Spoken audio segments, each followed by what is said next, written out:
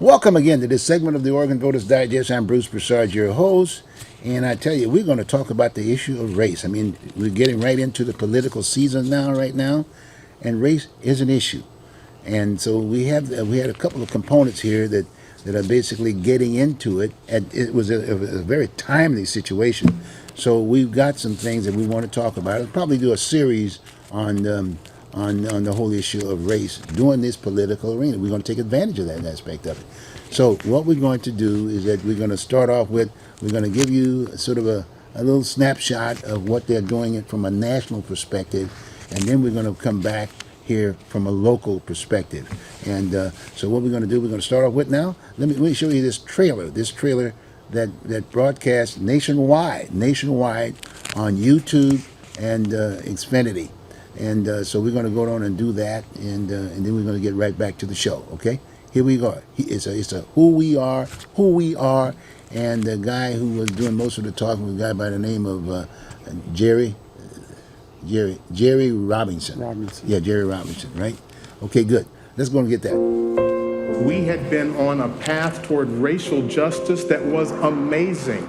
There was the Civil Rights Act, the Voting Rights Act. We were at a tipping point. We're 50 years later now. Once again, America is having to look at issues of race dead in the eye, and once again, we are at a tipping point. And the question for all of us in this room is, what are we going to do about it? Well, I'm walking and talking with my mind. If I make the statement to you, America was founded on white supremacy. I'm walking and talking with my mind. You could say, Jeff, that's an extreme statement. And what I would say to you is, don't believe a word I say about it. All you have to do is go look. Slavery had nothing to do with the war because they were treated as family. I don't know if he can be reached, but if no one tries, he definitely won't change. Land chance took place in this very spot. Everybody needs to know what happened because it's a part of our history, American history. With your mind on freedom. America has demonstrated its greatness time and time again, and America is one of the most racist countries on the face of the earth. Those two things are not mutually exclusive. Well, I'm singing a shadow with my mind. Virginia passed a law, an enslaved person's death while resisting a master is not a felony. Would you look at those words, please, and think about the videos you have seen in the past 10 years? Shots fired! It's still not a felony. Sing hallelujah. We want all Confederate memorabilia removed from our city. We have to save other lives. It's just too big of a story. Hallelujah. And this is who we are in America.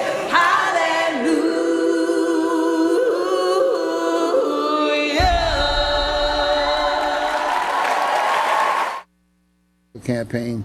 Okay, fine. Boy, as you can see, you saw that trailer right off the bat, and now I can go on and introduce my guests. We're going to talk about that. We're going to share with you with my guests and whatever what they felt about that particular piece. And you can tune in, by the way. Like I said, you can just Google that deal. You can Google it if you got your smartphones. Google it on YouTube. Google it on YouTube, and you got all sorts of trailers there. You can talk to this piece, and then you can Google. And Xfinity, Netflix. I'm sorry, Netflix. You can do Netflix, and you can get there's a movie on it. And it's an hour and 15 minutes, but I tell you, it's so interesting. You won't think you've looking at it for about an hour and 15 minutes. You're going to just probably play it again just to get the other essence of it. So that's the trailer. And then I want you to also understand that we've got a local piece right here. I'm showing you this piece right here. This is the latest. This is the latest Portland Tribune. Portland Tribune. Our own newspaper here in the Portland metropolitan area, and it's distributed, throughout the city, throughout the state for that matter, as far as I'm concerned. And they're well known. Dr. Pamplin was the one that's his paper, and his daughter, I'm sure, who's going to be heir apparent, is also part of this whole scenario. But it said Oregon and the Klan. Oregon and the Klan. I mean, if you have the opportunity, pick up this copy. This copy is out there right now, as you see it. If not that, you can Google it. You can Google it and read the article. It's a good piece, and we're going to discuss that issue. So the whole idea is that we're going to go from a national perspective, from the standpoint of the who we are aspect of it, which you just saw that trailer, and then we're going to bring it down local. And then I've got two guests here. You've seen these guys before, and we're going to do this on an ongoing basis, probably, maybe until we get the point across. We're going to get the point across, and we're going to be doing this. So next week, we're going to probably do something else. If not that, we might do a rerun just to get folks to catch up, because we did some stuff last week, for that matter, on the whole issue of guns. We did guns, and I thought that's something that's a very important piece here in the state of Oregon, and we had that discussion. So we may do a rerun on the guns and then come back, if you will, on the whole issue of race on the following show aspect of it. So, but here we are. We got Bob Williams. You remember Bob? There's Bob right there. There he is, and then we've got John Sweeney. Okay, John, and both of these guys are very, very active politicians. They're very active in that particular arena. They've got a history of background along that particular line, and that's one of the reasons why I've got these two guys to talk about this. And both of them are veterans, if you will. Bob's been with the National Guard for. In fact, he's retired out of the National Guard. He's retired at the National Guard, and Bob Williams was the Air Force, so he was a veteran from that particular standpoint. Nationally, I was in the Marine Corps, and so you'll find that veterans were very much involved with the whole issue of race also too. But you know, the unique thing about the whole idea of veterans, at least it was a family. It was a village, because all military people, you had to respect rank, whether it was on the shoulder or whether it was on the collar. You know, now they might have had some issues there, but the fact of the matter is, it comes closest, if you will, and I'm gonna throw this out as a discussion real quick, like, it comes closest to basically saying all of America was involved. Got me? Whereas on the other hand, the way it's set up today, because it's not a military thing, so to speak. We're going to bring the military people, because we're going to be talking from a military standpoint, because we were that village aspect of it, and show how it was done aspect of it. But from a non-military standpoint, let's say, for instance, we were just talking in general aspect of it. Everybody got lanes, different ideas about race. Some of them separate it, some of them divide it, some of them sometimes bring it together. But then it can be a very volatile kind of a deal, because no one has time to talk about the other side, depending upon who's leading the charge for that particular subject matter at that particular time. And so anyway, we're gonna have quite a discussion, and with hope. That's I'm sort of giving you the close at this point in time. Hopefully you will have your own conferences too, to those folks that are looking and listening, if you will, to what we're doing. Put your own group together, get your neighbors together, and sit around the table and talk about this. And again, be open enough to let people talk.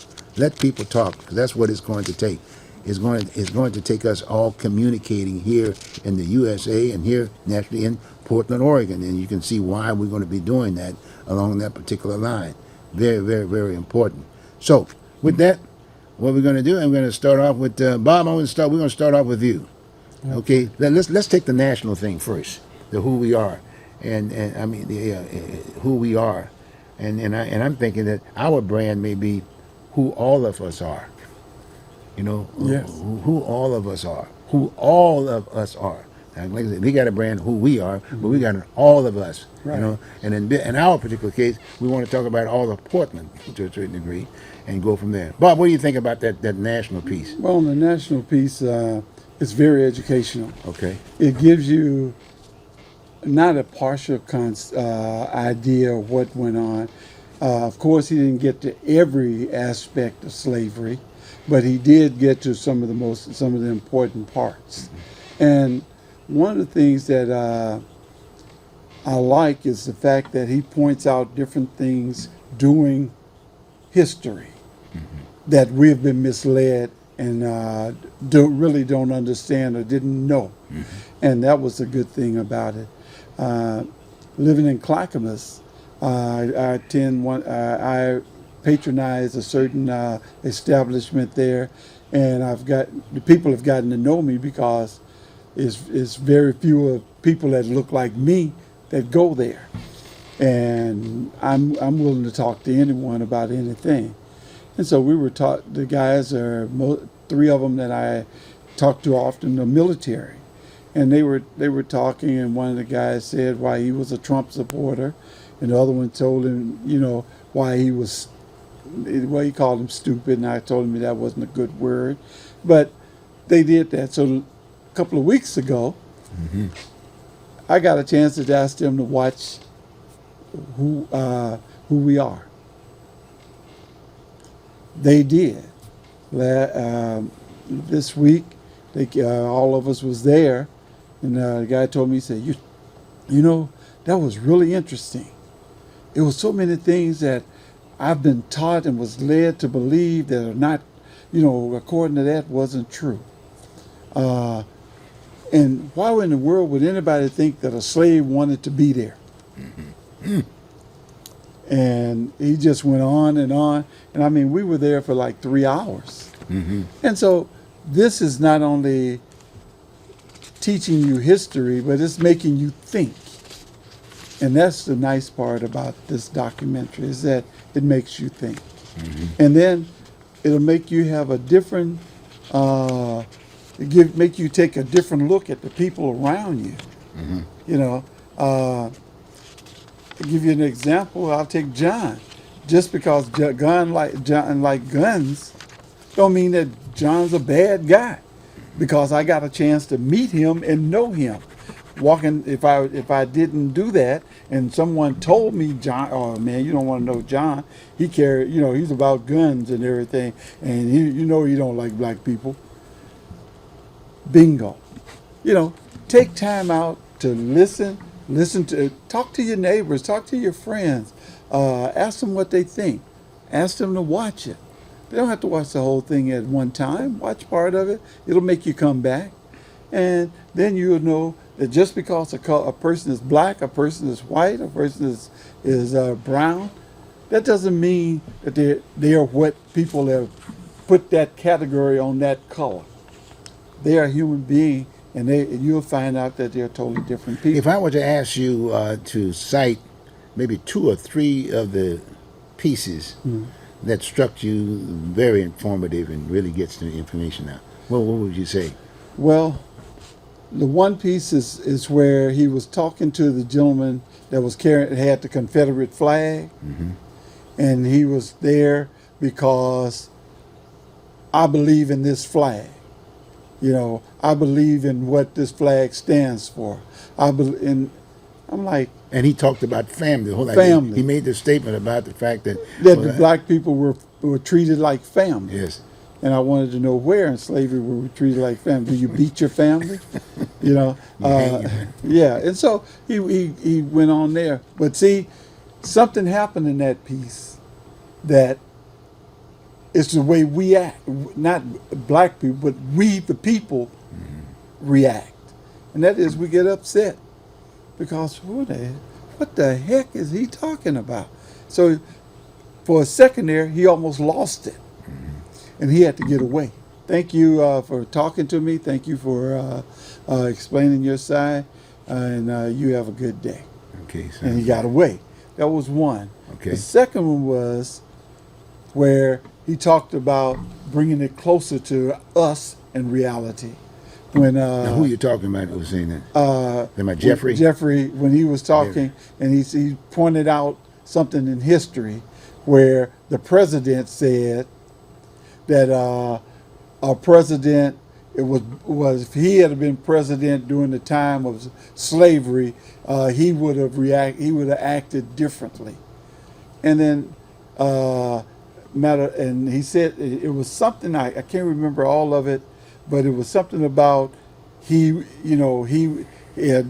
there during Lincoln's time. It wouldn't have been a civil war. That's what it was. And he pointed out that the person that Trump was talking about died, 16 years before the Civil War? I think it was Jackson. Jackson was 16 years before the Civil War, and he owned slaves. And he was the one that wrote this thing where if a slave runs away, we'll pay you $10 to bring him back, and we'll pay you for every lash you give him up to 50. You know, and so this is the thing where if you don't know your history, what is the rule is you're destined to repeat it. And so he was pointing out things that from the past, the present, and what we should be thinking about for the future. And that's why I say you should watch this. I'm not going to take up the whole show on No, this. no, it's because good. It's good. It's good because those 2 points that you talked about, and then they showed this trailer aspect of it. And like you said, the intro, that's where the guy was holding the Confederacy flag aspect of it. I would say that we've done it, I'm sure, but we've done more research just on those items. Yeah. You know, you can just have a discussion just on the flag with the person aspect of it, and then they're just talking about it. And the same thing with President Jackson, and then relating it to today, Right. because we do have a presidential election, so to speak, whether we like it or not. We have a presidential election right now, and we have with President Trump and former President Trump and President Biden. Got Right. me? So the point that you made, with the standpoint, was that it would be interesting to see how would he reacted to this issue that you made the point. So again, you can do more research on that. And for all those presidents from Lincoln on, you could see that there was all kinds of little things about that. Like for instance, when Lincoln was president aspect of it, and there was a piece there. It kind of goes into this other piece a little bit more, but they at the end of the Civil War aspect of it, you know, we had Reconstruction. Right. You know, that Reconstruction, and during that particular time, and part of that Reconstruction was the voting rights, was the whole issue of voting Right. rights aspect of it, and the 40 acres and a mule. I mean, the whole idea, all that kind of good stuff was being done. But then at the end of the deal, they were still having problems with Reconstruction, and so consequently they made a deal. Right. And because the Republicans were wanting to be in the White House, Well, and no. they got the White House. We got the Yeah. White House, Yeah. and the Democrats were able to basically this- take the troops out and to forget, if you will, about the voting right situation. Got me? Well, when after I can't remember the president, he came in. The first thing he did was remove the troops from the South, which gave them the right, which gave the South the opportunity to bring back Right. some of the old things that they had there. That was Grant. That was Grant. Yeah, President and Grant. but you see, during Reconstruction, somebody need to read their history and find out how many black people were elected in the South. That's true. But the whole idea was to take all that stuff off the table. Right. That So was done. you got to take, wait a minute, we're losing our power. And see, this is the thing that we in America have to understand, is that bigotry and hatred is one thing, but slavery wasn't so much about keeping people down as it was about making money. And that's one of the things that's pointed out there. Why did the North and the South go to war? Was it to free the slaves, or was it because the South was doing things free labor, versus the North having to pay for it? All those things come into it. It wasn't just one thing, And so this is what this points out to us. Yeah. It wasn't one thing. And like I said, that was history, but Yeah. one needs to have those discussions around Right. it, because everyone have made different views aspect of it, but it's there. It's in there, and it's printed, it's black and white aspect of it, and it's not taking sides per se. Right. And a history piece. And Learn. here we are right in the midst, if you will, into today, bringing it up to today. We're trying, there are certain elements that do not want us to go back in history. Right. Yeah. They don't want you to learn your history. Right, right. If you know your history, you won't repeat it. Yeah, yeah. So, That's really important. Go on, And, John. after they pulled the troops out, then they had the carpetbaggers down there, and they milked off all the money. Yeah. So this just really kind of like a porpoise. You kind of come up a little bit, and then the deal is back mash down. them back down, and it's really revealing. And you start bringing this stuff out, and then they could appoint these different things in history, and between that and the Tribune thing, I figured I probably knew more about it than most people, and after World War II, I lived in Giles Lake, and went to Giles Lake School. The student body was half and half, and so you're especially in classes there, and they had it all mixed up. And then the teacher says, you can talk now. Well, I remember sitting there, and everybody around me was black. What, I'm a kid and I'm not going to talk because they're black? Well, we're going to chat. And they had, down on Guam Street, they had a recreation center, what they call community centers now. And, you know, we would go down there and we would listen to our fathers, you know. And you had a group that spent the entire war in the defense plants and shipyards, and they had another group that spent all their time in the war, and a large group like my father that started out in the defense plants, and you know, they started drafting the 1As, then the 2As, and got my dad's with the 3As, and so. Now, is this in Oregon now we're talking This about? is in Oregon. Okay. This is Northwest Portland out there. If people look out there and they see where it says Montgomery Park, beyond that along St. Helens Road, and now I didn't know that, and I lived in a very early part of the war. I lived in Vanport, and I didn't know it was segregated at that time. But then when my dad got drafted, why then I moved to Southeast with my aunt, and so then after the war, my dad got out of the Army, and then so he went to he's working for Oregon Motor Stages, and he joined the Guard, and then they did away with the draft, and they come down and offered a lot of the veterans on the street, and the guys, especially the guys that were in the Guard and Reserve, they want to go in, and my dad went back in. But anyway, the thing is, they would be talking, and about their hopes and their dreams and all that. And the amazing part, you talk to the guys like my father who had worked in the shipyards and industrial war plants, and then they were in the war, they actually said it was safer in the war. And my dad was in the Philippines, you know, and the Japanese and their knee mortars or something else, and I had uncles that were in Europe and faced the artillery, and they says, can you imagine, you got somebody out there with some sophisticated stuff that's trying to kill you, and doing a pretty good job in some cases, and you felt safer there than you did working in some of those defense plants.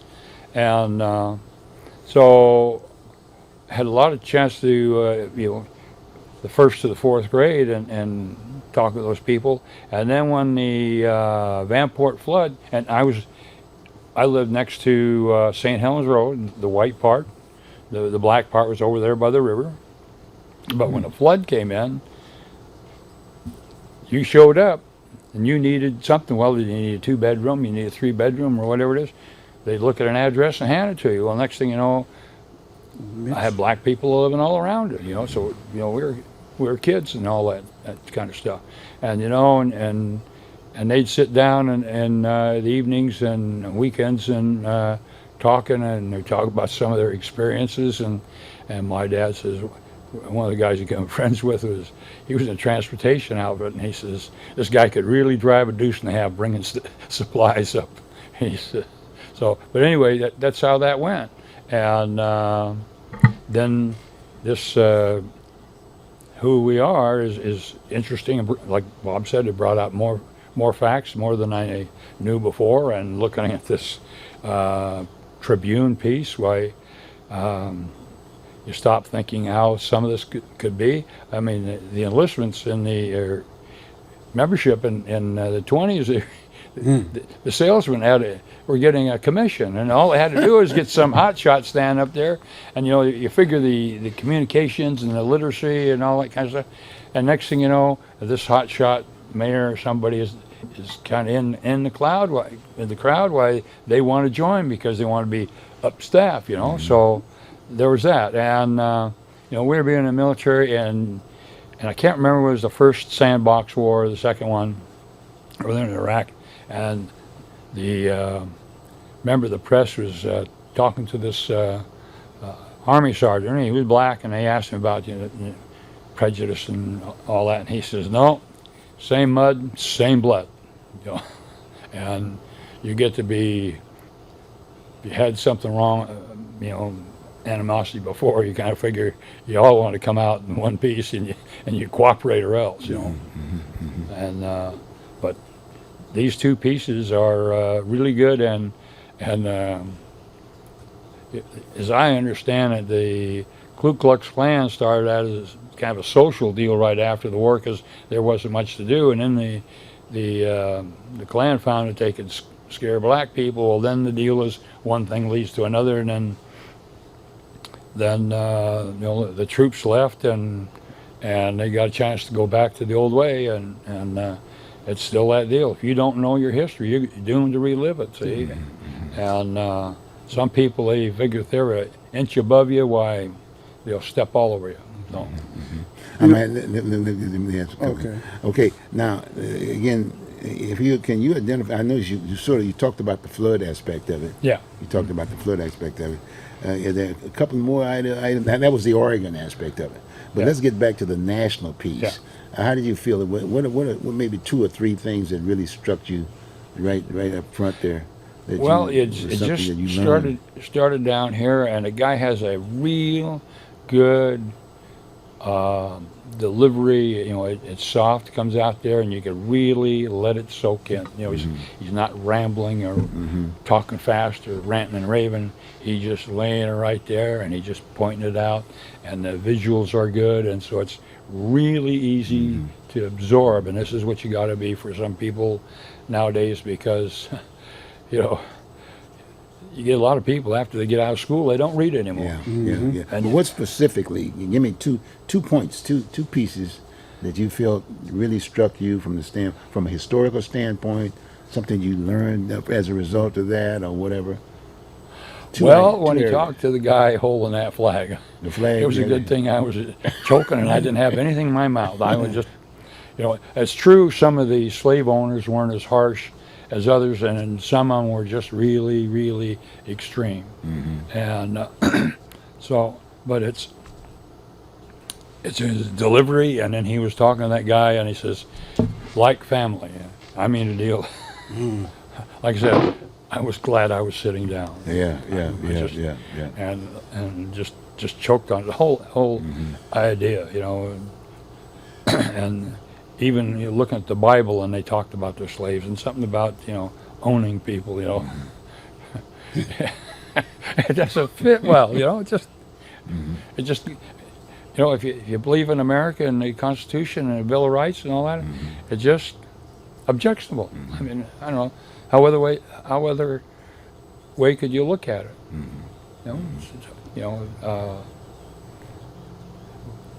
Thank God for unions. I appreciate the fact about the flag deal at the opening. I thought the opening was a very powerful piece. The housing piece was good too. But that initial piece, the fact that they didn't fight.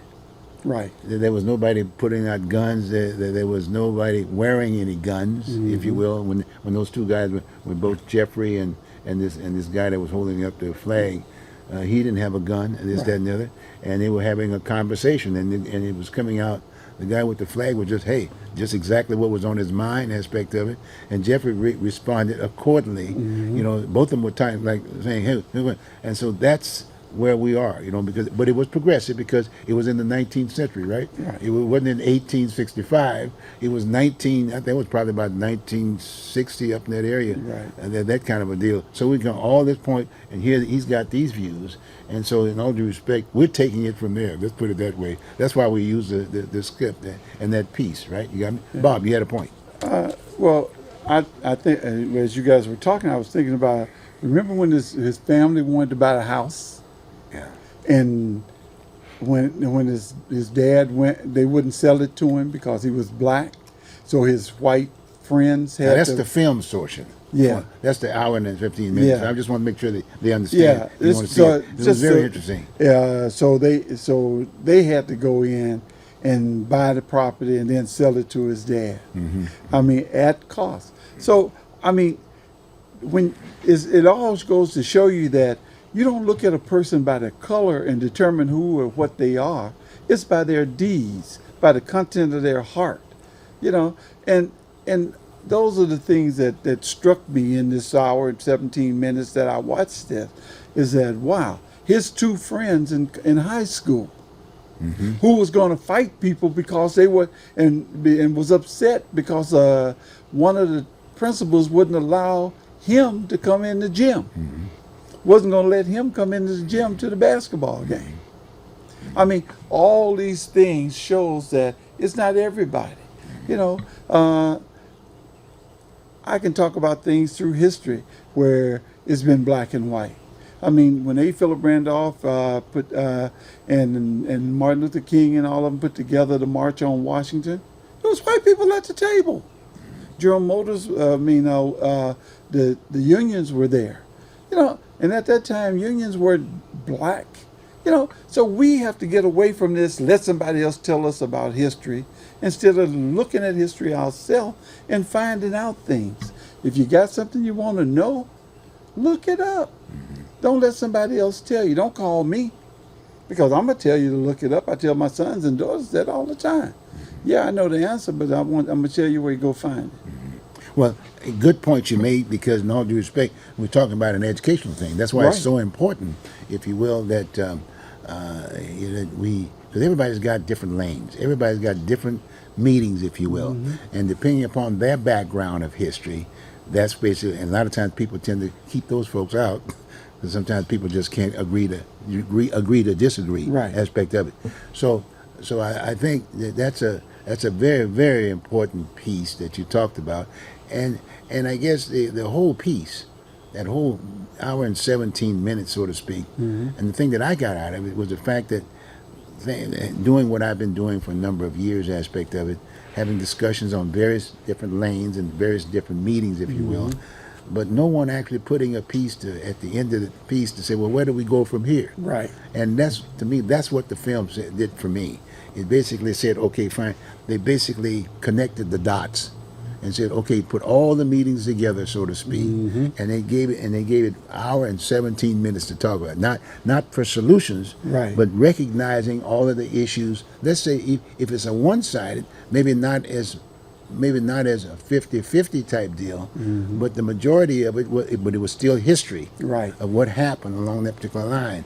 And like you made mention about the fact that during the Civil War, blacks were actually in Congress, if you will, and there was a struggle at that point in time. But because of that Civil War during that particular time, they were elected to office. Right. And then after the war aspect of it, Well, that was after the war, and then when Grant removed the troops and the South began to change the rules back to the way of the old, what happened to those people? well, that's You what I'm know, saying. yeah, See, they were elected during During because Reconstruction. everybody is right. Yeah. No, actually, what happened was that during the war, a lot of those folks got out of the Union, Right. and created the Confederacy. And when they left those slots open, if you will, then blacks took them over. They were elected. Then right after that, like you said, after that deal, and Grant basically said, okay, fine. The Republicans and Democrats sat at the table and said, okay, let's work a deal out. We want to get the White House. And the Democrats said, well, look here, get those troops and folks out of there and cut off the voting rights aspect of it, and the property and stuff like that. Fair? Got me? Right. Good. But my point is, we're having these discussions. Again, I go right back to the viewing audience and say, look, put your own group together and have these same discussions that we're doing here. We're emulating basically what we should do, because that's the only way we're going to get to the next table, and that is to solve some of the problems that we're having, because we can't afford, if you will, to be divided, especially now with the world the way it is today. Everybody's got their own lanes, and we've been the kind of the point that kept everything together. And now it's kind of like a divide routine. We got the Russia situation, we got pandemic, we got all kinds of folks, but again, it's still about money, right? You got me? Because people are still putting it on the table from the standpoint, well, who brought the coronavirus to the table? You got me? From a national perspective, they said China, okay? And then you look at now everything that we do now, there's always something on the tube talking about you got to take another pill. Right. And guess what? Somebody's making some money. Then that's the every day it all end up. Yep. It's about money. Yep. I mean, this is a capitalist society, and until we accept that, we are going to continue to follow. You know, we're going to continue to follow, as this saying goes, we shut up. We make the literate person be quiet, so the dumb person won't feel insulted. You know, and I was reading this, and I kept reading it, and I said, oh man, this is a heavy statement here. You know, in other words, we don't want to know anything because we don't want to make anybody else upset. Yeah. And the West, and as you don't make, if you don't report it or say it, somebody make money off the dummies who just continue to do it that way. It continues in that manner, and the money just flows right on down that stream, flows down that stream. The moment you put a barricade up there by saying something, all of a sudden you stopping the money from getting over here, you got a problem. And that's what happens in, you know, that's what's going on in abortion. You know, we can talk about all these things. Women's rights is part of civil rights. You know, they wanted to make it and why did they do that? How can I say that? Because it was civil rights. You're doing things for people of color, and then they put in and women. So it's all parts of civil rights. You know, and now abortion becomes, the Republicans wasn't trying to stop you from having abortion at the beginning.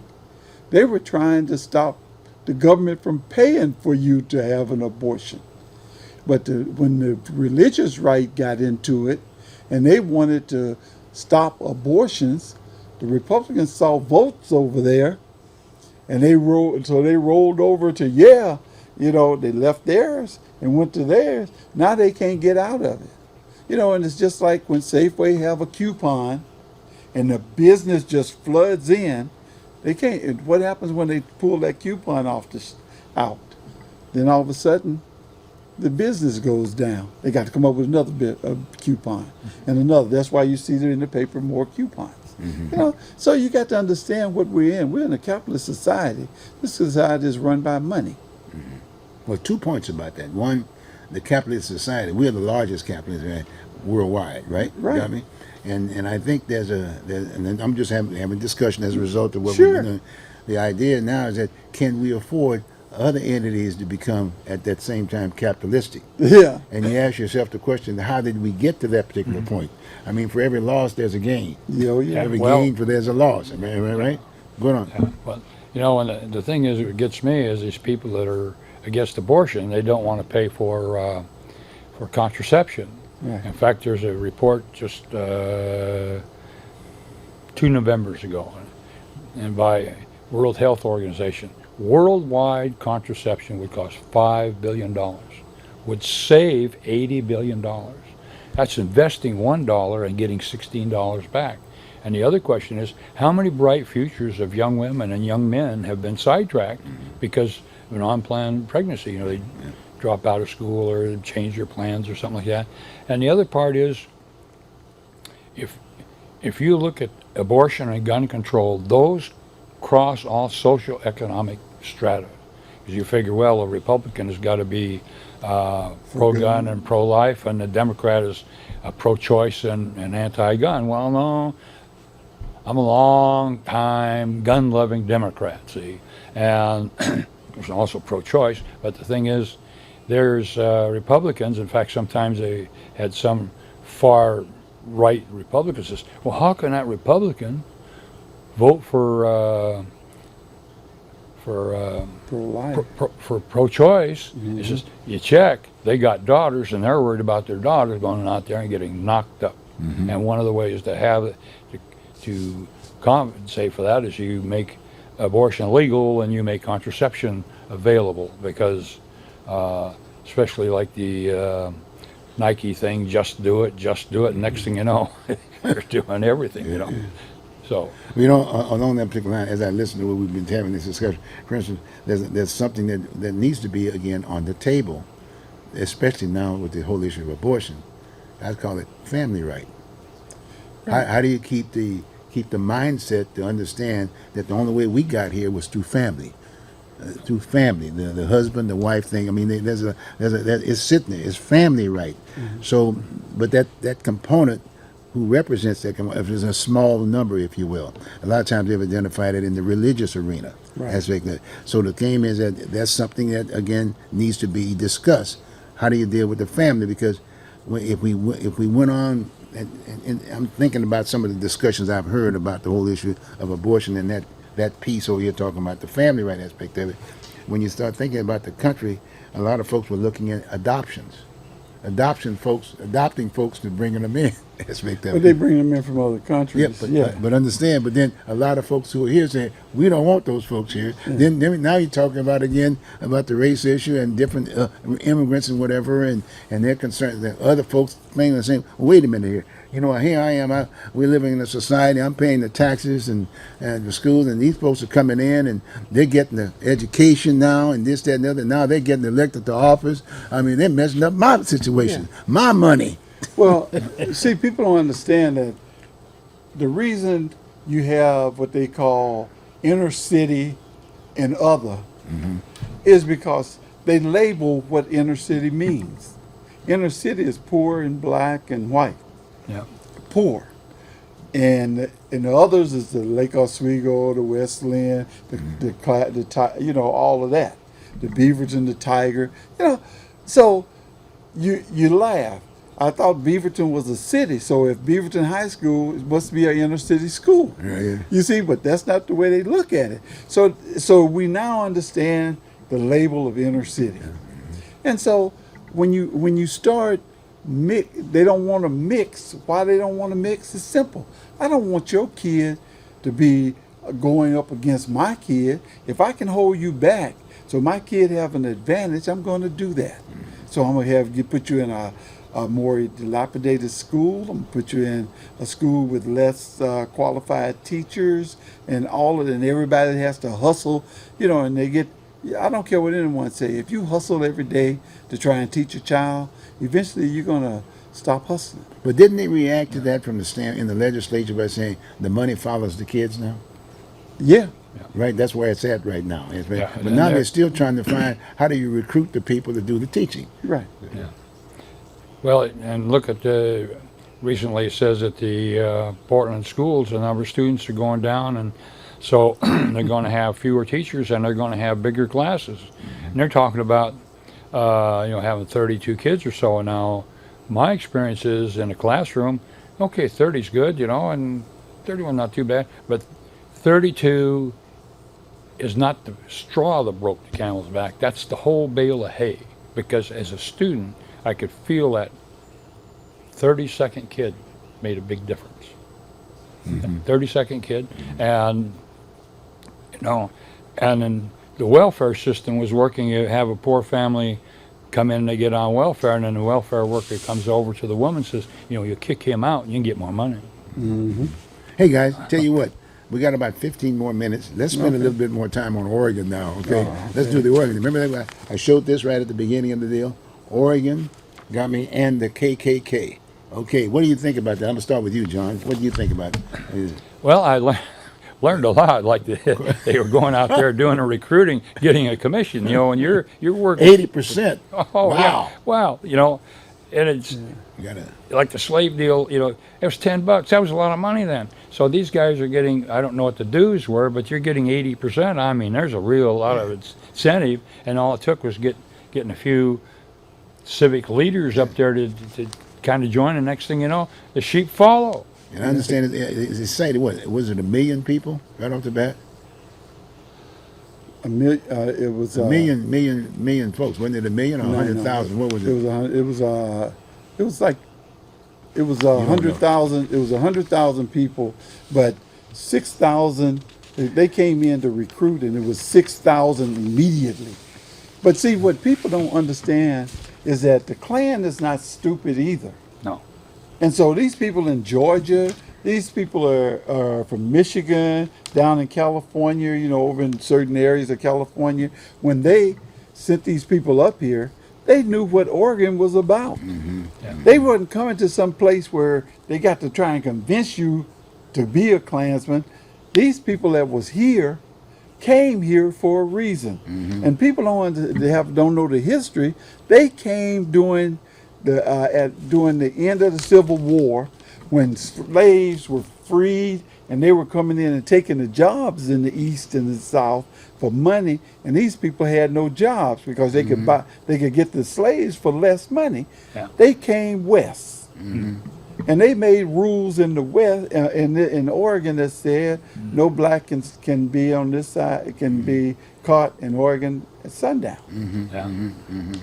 And so I noticed, I studied a little bit of that history, and it says there was a wagon train that came through. By the wagon master's last name was Bush, black wagon master.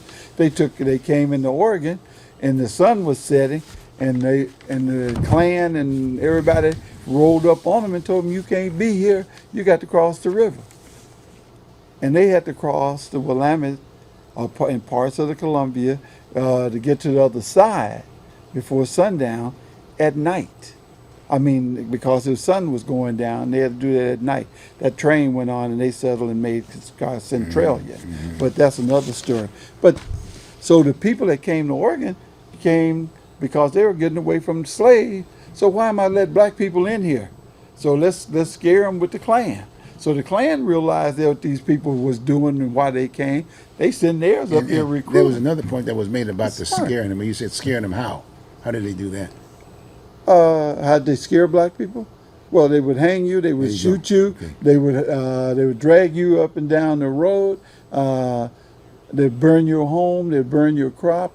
You know, all those things once blacks were allowed to settle here. But prior to that, they was like, no, we don't want y'all. Yeah. You know, it's interesting. In Go on. in the early '60s, I was delivering newspapers, and I was waiting for my second load, and I was talking to a fella, and he was black, and he was from Florida. So we're chatting, and he was a steam fitter or something. Anyway, he says, "I'm solid union now." He says, "You know, when I was down in Florida, I could go into some place because it was right to work state and ask how much some white guy was working, and I offered to work for a nickel an hour less, and he was gone and I was in." He says, "That worked pretty good." Then the Cubans come in. They did it to us. The boot was on the other end. All of a sudden, he says, he and his wife sit there, "Well, what are we going to do?" He says, "Well, we got a cousin in Oregon." And she says she'd already talked to him, and says, put him up for a couple of weeks. You know, Load up and go. I might highlight in this particular article here, thinking again from the Portland metropolitan area aspect of it, there were a couple of comments that Professor Dr. Daryl Milner made. That was my teacher. I remember, my point is that he was holding black studies, and so he's still there for that matter. And he made a couple of things. I thought I'll share this with us all. Again, like I said, you get this particular piece, and you'll see it. I mean, it's very interesting. But it said, I'm going to throw this out to you guys. The Klan philosophy never went away. Klan behavior never went away, says Daryl Dr. Milner, Black Studies professor at Portland State University today. Klansmen, and this is, again, he goes on to say, Klansmen didn't need to do night riding or hide under white robes anymore because they were now in power, Right. Miller says. And he basically was talking to he's got a lot to say. I've had him on. He talked about the Buffalo Soldiers. He did things. But my point is that maybe at this point in time, we should make mention about the fact that all media needs to get involved in the deal. We need the whole village, if you will. That's it. If we're going to accomplish what we're trying to that we're talking about today. Yeah. Got me? So this came out with the Portland Tribune, and so locally we've got some pretty heavyweights here. We got Willamette Week.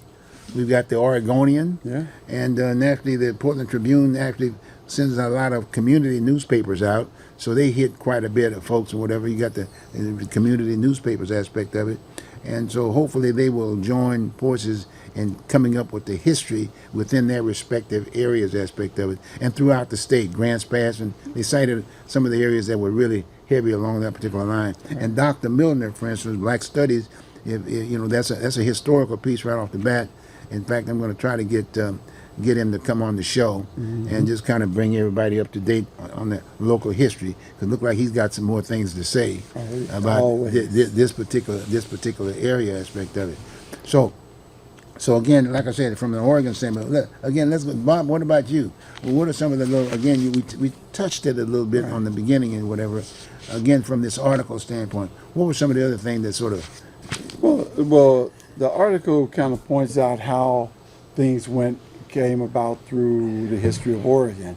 But one of the things that points out in there is that what the mayor did, was it the mayor or the governor? Was he Baker? Baker, Baker. the mayor. The mayor, he went to the meeting. He came back the next day and he says, "Hey, for the police force, I'm going to get 100 people, going to hire 100 people, and they're going to take care of this portion. You know, they're going to have badges and guns." So now you understand why black people are afraid of the police, and especially police in Portland, because a mayor took part of his police force plus an extra 100 people and made a force that took care of issues concerning black people in this city. And so the badge is what bothers us. You know, so when you hear defund the police and all that other stuff, you know, certain things people mean by that, but as far as a lot of the black people. Well, you make a good point, and you think about it from the standpoint of the media today aspect of it. The mayor is the commissioner, Right. and he fought hard to just keep it under the mayorship. So who's doing the recruiting? Yeah. Yeah, one thing I'd like to add in there is that when I was the president of the Oregon State Shooting Association and testified before the Oregon State the Oregon State Legislature in 87, 89, 91, that's when they got the tough on crime, and this is when the things really went haywire, because the deal is they upgraded a lot of crimes and they created new crimes, and one of the things that they did is they did away with the height requirement. Then all of a sudden you have these little people with little people's idea, and suddenly they're facing some. And the thing was to control the suspect. They gotta cuff you. You know what the deal is? I was a private security guard and as MP, and my bosses were saying, "We know you confront these guys," and because the private security didn't want to arrest somebody, I says, because I got them to back down with their pride. I did not take their pride, and when you take somebody's pride, you're going to have It's a a fight. fight. And the thing is that these, you know, I don't know if you guys, you know, in the service, who gave you trouble? There's some little runt, you know. An RIC should not be in charge. You know, runt in charge caused a lot of trouble over the years. And the deal is they went out with all these short policemen, and so all of a sudden, you know, they don't have the height, they don't have the muscles, and the only thing they got is that gun. And you know, and they keep doing this stuff. And I talk to people, I said, you want to do something wrong? You got to remember one thing. There is cameras everywhere. Your chances of getting away with stuff is greatly reduced. And the deal is, like if I go someplace and a policeman comes up, and if it's some shorty, I'm just thinking, you know, there's 150 pounds of dynamite with an 1/8-inch fuse. You know, that's not very right. good. I don't know what your experience is, but when I'm in the service, 19 times out of 20, the person gave me trouble with some runt. Well, but again, getting back to the whole issue of the police piece, that it's just like you're sharing aspect of it. I think it's very, very important. It's paramilitary to begin with, and at one point in time, they basically identified with that description on the force aspect of it. But then when it got down to defending community aspect of it, it was kind of like a little segregated situation. Right. And then they started affirmative action and got more black on the force. But again, a lot of times they didn't basically take them through the ranks, if you will, or promote them. But I would say important. It was kind of interesting. At one point in time we had I think Vera Katz basically got Chief Moose. Remember? And then you had and then we had another sheriff. That was. No, we had another chief. Brown, who was a right. sheriff. He was Right. a sheriff. So that was that was something else to have gotten both of these guys aspect of it. And so I asked myself the question, even to this day aspect of it, when you see the news aspect of it about police and this, that, and the other, how many black faces do you see with police? If one, if none, for that matter. So how we project things makes a lot of difference, if you will, about this, that, and the other. Right. And then I saw the national deal in New York where a young black guy was basically and a black police officer were fighting. You got me? With no guns, just fighting, throwing fists, this, that, and the other. But then I asked myself, well, what about us here locally? You got my point?